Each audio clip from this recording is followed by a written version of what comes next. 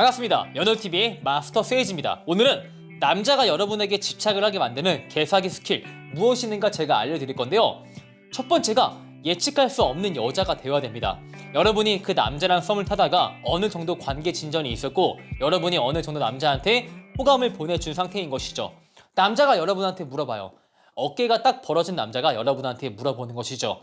지연아, 너는 남자가 어떠한 체형을 가졌을 때 가장 좋아? 라고 물어볼 텐데 여기서 남자가 기대하는 대답은 무엇일까요? 당연히 나처럼 어깨가 벌어진 남자를 좋아하겠지 혹은 그렇게 말을 해주겠지 라는 기대를 하고 있을 텐데 남자가 그러한 기대를 하고 있을 때 여러분이 거기에 저는 오빠처럼 어깨가 벌어진 남자가 좋아요 라고 말을 해버리면은 여러분은 절대 예측이 불가능한 여성분이 아니라 그 남성분이 예측을 한 대로 철저하게 행동하는 그런 여자에 불과합니다. 내가 예측을 하는 대로 그렇게 움직이는 여자를 보고 와 매력있다, 얘가 나한테 확신을 준다 하면서 그 여자에 대한 마음을 증폭시키는 남자가 생각보다 적단 말이죠. 여러분이 여기서 어떻게 해야 될까요? 그 남자의 어깨가 딱 벌어졌을 때 여러분은 이렇게 말을 할 수 있어야 돼요. 저는 남자가 약간 슬림해서 정장이 잘 어울리는 그러한 슬림핏을 매우 좋아해요 라고 말을 하면은 남자분들은 자신의 예측과 여러분이 정반대로 행동을 하기에 많은 혼란이 올 겁니다. 비슷한 예시로 남자분들은 물어봐요. 지연아, 너는 짜장이 좋아? 짬뽕이 좋아? 라고 물어보면은 여기서 남자분의 예상은 지연이가 짬뽕 혹은 짜장 중에서 하나를 말하겠지 라고 생각을 할 테지만 여러분은 여기서 저는 탕수육이 좋아요 라고 말을 할 줄 아는 그런 여자가 되어야만 돼요. 아니면 남자가 나는 주변에 남자가 많이 있는 그런 여자를 싫어하는데 너는 지연아 주변에 남자 없지? 라고 했을 때 보통 여자분들은 그 남자의 기대치에 충족을 하기 위해서 저 맞아요, 저는 주변에 남자가 없어요 라고 할 테지만 여러분은 여기서 이렇게 말할 수 있죠. 너는 주변에 남자가 없지? 라고 했을 때 남자 있어요. 저는 사회생활을 하는 여자인데 어떻게 남자가 주변에 한 명도 없을 수가 있나요? 전 있어요 라고 말을 할 줄도 알아야 돼요. 근데 왜 예측을 할 수 없는 여자가 되어야 되냐면은 우리가 영화를 볼 때 영화의 전개가 뻔히 보이는 거야. 여기서 얘가 죽을 것 같아, 얘가 죽어.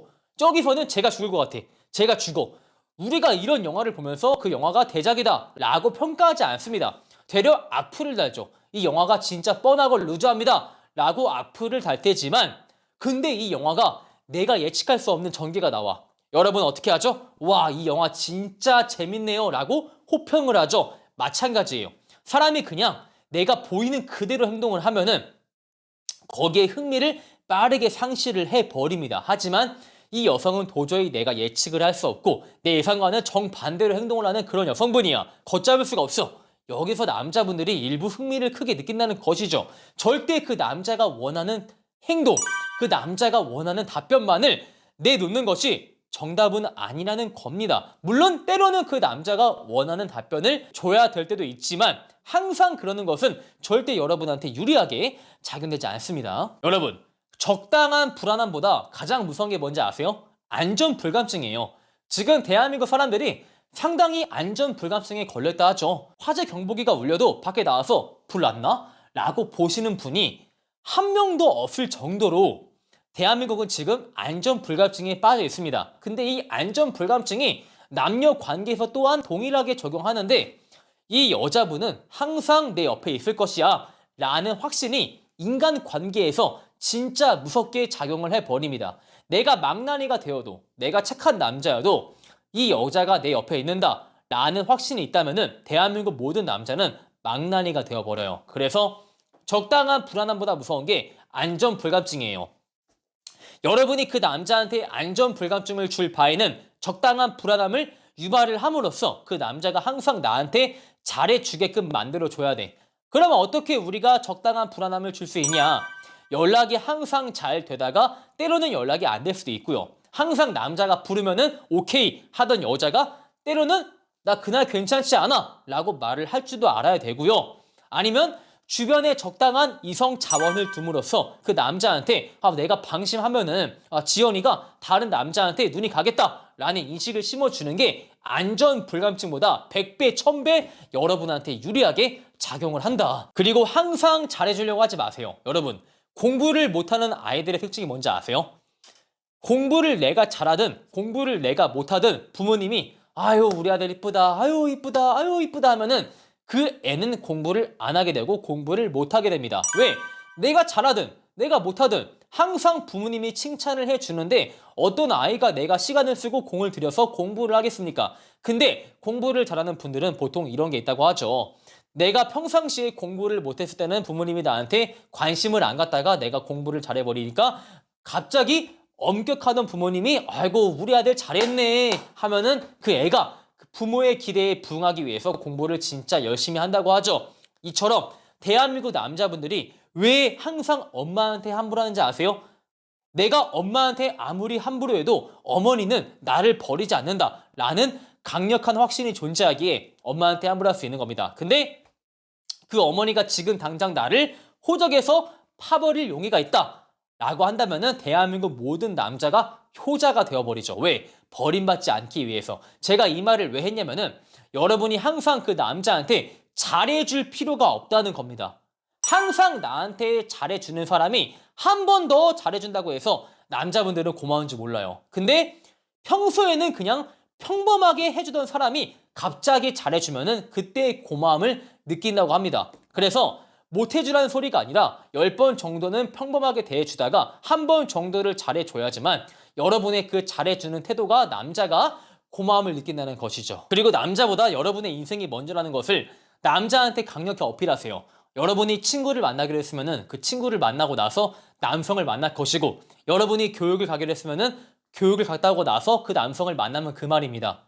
여러분이 할 거 다 하고 여러분의 라이프를 보내고 나서 그 남자를 만난다라는 것을 숨기지 마세요. 그냥 강력히 어필을 하세요.